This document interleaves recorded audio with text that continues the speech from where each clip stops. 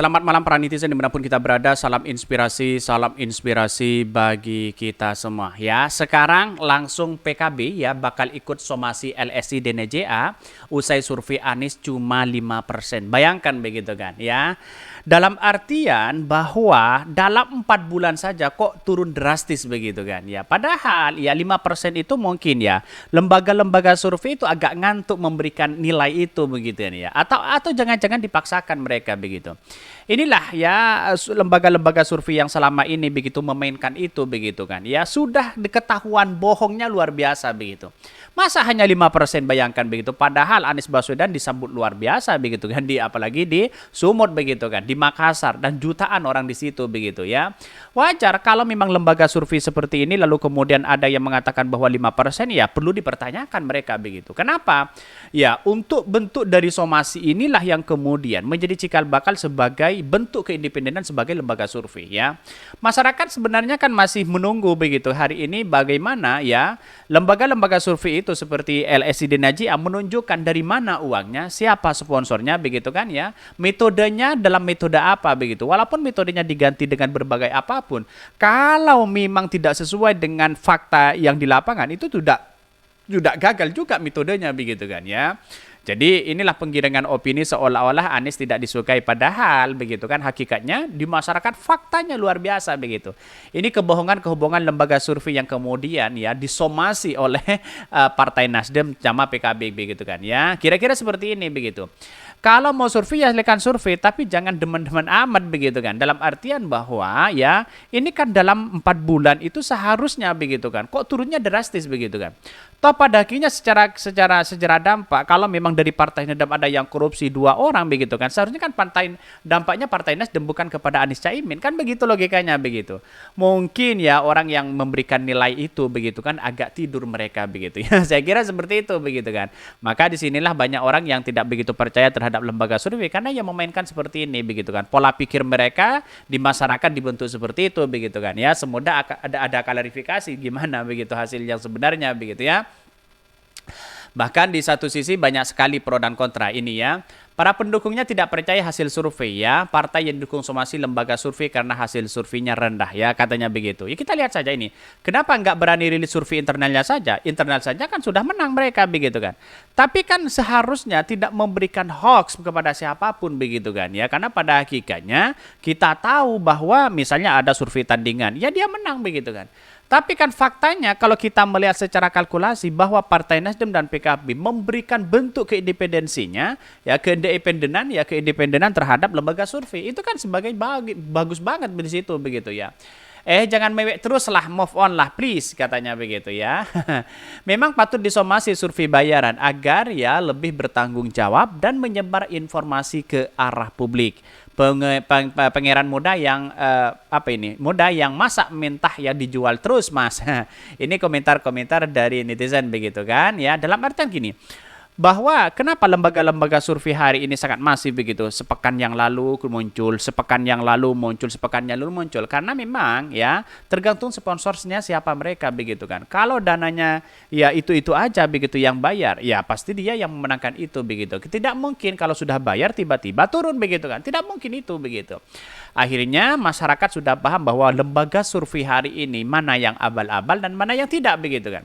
Karena pada hakikatnya lembaga-lembaga survei ini bukan menentukan cawapres atas kemenangan mereka begitu kan. Kalau ya ditentukan oleh cawapres gimana begitu kan.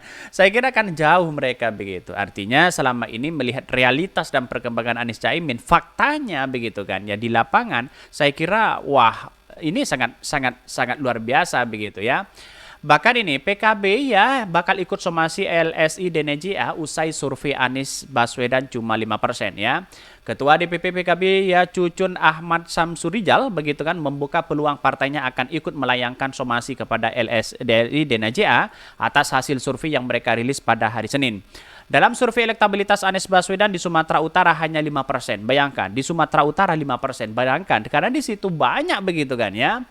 Jumlah itu menempatkan Anies jauh di bawah dua rivalnya, yakni Ganjar Pranowo 65% dan Prabowo Subianto 30%. Ganjar aja 65%. Tapi faktanya di sana begitu kan ya, Anies Baswedan yang kemudian punya peran penting di situ begitu. Ya, disambut luar biasa begitu kan. Faktanya kita lihat saja begitu. Tapi kok kenapa lembaga survei itu merilis seperti itu begitu? Ngacoknya di mana begitu kan ya? Kalau PKB melihat nanti ada bicara soal ini bagian dan kesempatan di koalisi sama-sama mensomasi, ya kita juga akan melakukan itu. Cucun ya mengatakan bahwa mestinya begitu nantinya tim hukum pasangan Anies Caimin Iskandar Amin akan berjalan untuk mengidentifikasi hal tersebut. Bahkan ya di satu sisi mengatakan bahwa ia menyatakan akan melihat persoalan ini begitu kan melalui kode etik dari organisasi yang menaungi para lembaga-lembaga survei. Bila rencana ini terjadi, Cucun mengaku akan membedah ya proses pengambilan sampel responden hingga cara penghitungan sampel. Itu survei begitu ya. Kita ingin sudah seperti apa pola sampling randomnya yang diambil kemudian ya cara perhitungan apakah misalnya profesional ya atau tidak begitu. Di sisi lain Cucun meminta masyarakat untuk hati-hati dan lebih kritis dalam melihat survei-survei ke depannya. Begitu kan. Jadi kenapa ada lembaga-lembaga survei kok seperti itu begitu kan? Ya karena demi cuan mereka begitu. Kata Anies Baswedan ya lembaga survei juga cari nafkah mereka begitu. Cari cuan mereka begitu. Jadi artinya apa? Hati-hati masyarakat yang ada sekarang ini begitu. Jangan terlalu pada ya percaya terhadap lembaga-lembaga survei yang berseleweran di mana-mana begitu. Secara logika, seorang presiden itu begitu kan tidak mungkin begitu kan ya menentukan lembaga-lembaga survei menentukan menjadi capres-cawapres. Lembaga survei itu bukan suara rakyat begitu kan ya. Tetapi ya suara rakyat ya ketika nanti pemilu begitu kan ya. Ketika nanti dia mencoblos begitu, itulah suara rakyat sebenarnya begitu kan. Kalau hanya sana sini surveinya ini menang, ini kalah, ini menang, ini kalah, itu belum tentu menyorakan hal lembaga survei. Lembaga survei itu kan hanya dijadikan sebagai tolak ukur mereka begitu kan ya. Tapi hanya 1.200 untuk menjadi tolak ukur mereka begitu. Artinya opini-opini tersebut begitu kan terbantahkan, masih lemah mereka begitu. Dengan aja kondisi-kondisi yang ada saat ini. Coba bayangkan ya. Anies Caimin begitu diminati di Makassar, di Malang, ya di Madura dan sebagainya. Begitu faktanya dan realitasnya. Kenapa lembaga-lembaga survei pada waktu itu tidak merilis begitu kan? Kan begitu logikanya begitu ya. Bahkan ya di satu sisi mengatakan dari sisi lain Cucun meminta masyarakat hati-hati ya lebih kritis lagi melihat lembaga survei. Baginya hasil survei LSI DNJA yang menempatkan Anies cuma mendapatkan 5% ya ada indikasi melegitimasi kecurangan yang dilakukan pihak tertentu kepada pasangan Amin. Namun ia enggan merinci kelompok mana yang mengupayakan ya hal demikian. Bahkan jangan sampai keluar survei ini yang melegitimasi nanti apa langkah yang akan dilakukan ya. Maka saya imbau semua anak bangsa yang ada di kita itu ya, di negeri ini tolong jangan sampai membuat sesuatu yang memframing ya semua mindset yang ada di pikiran masyarakat atau di republik ya dengan survei-survei seperti ini. Sebelumnya, Badan Advokasi Hukum ya DPW Partai Nasdem Sumatera Utara melayangkan somasi kepada LSI DNJA. Dalam survei itu elektabilitas Anies Baswedan di Sumut hanya 5%, jumlah itu menempatkan Anies jauh di bawah Prabowo dan Ganjar. Bahkan di sisi lain peneliti LSNDJA begitu kan, DJ Alfarobi menilai respon Nasdem terlalu berlebihan. Menurut dia somasi itu tidak proporsional karena hasil survei lembaganya telah memenuhi standar dan bisa dipertanggungjawabkan. Oke, tidak menjadi masalah begitu kan. Suatu hal itu begitu kan, selama uangnya masih belum diungkap mereka dari mana begitu kan ya. Tidak mungkin masyarakat orang percaya itu begitu kan ya. Bahkan Partai Nasdem dan PKB itu memberikan somasi seperti itu biar hati-hati masyarakat atau lembaga survei begitu kan. Karena begitu banyak memframing sana sini begitu kan ya. Dengan hasil-hasil seolah-olah ini ilmiah atau apa begitu. Pada hakikatnya ya tidak bisa begitu kan. Dijadikan sebagai ajuan itu begitu kan. Walaupun menjadi pertanggungjawaban, oke lah silakan bisa dipertanggungjawabkan. Tapi suatu saat nanti begitu kan ya. Masyarakat akan membuktikan. Kalau memang nanti di 2017 misalnya begitu kan ya sudah jelas Anies Baswedan menang, lembaga survei kalah. 2019 kita buktikan aja. 2024 nanti begitu kita buktikan aja apakah lembaga survei ini ada kredibel atau tidak begitu. Kita buktikan aja di situ begitu ya.